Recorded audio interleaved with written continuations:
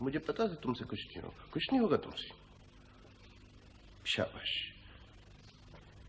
बड़ी प्रोग्रेस की है आपने जाफर साहब, थैंक यू।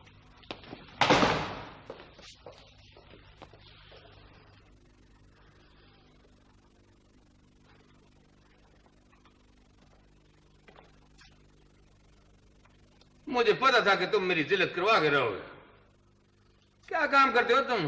खाक काम करते हो और सब तुम बेकार हो। ये प्रोग्रेस है तुम्हारी, ये कारकर्दगी एकदम जीरो।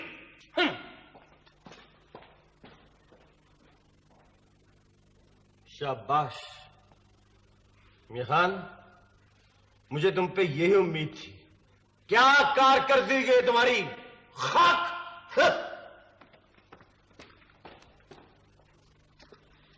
करमदाद, यूं तो 10 जमात पाक बने फिरते हो, डायरेक्ट हवालदार हो, मगर कुछ नहीं होगा तुमसे।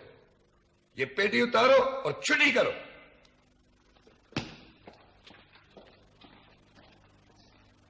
वह रहमत चंद, वह तुम किस लकड़ के बनी हुए हो? या अपने बुथाड़ लेके मेरे कमरे में आके हर वक्त कुर्सी तोड़ते रहते हो? मुझको पता लगा है 2 दिन से तुम चौक में खलो के लोगों की पाकटों की तलाशी लेते हो, वहां पे कच्ची गिरी खाते हो, डूब के मर जाओ, सबको झाड़े पड़वाए, पर हटो तुम।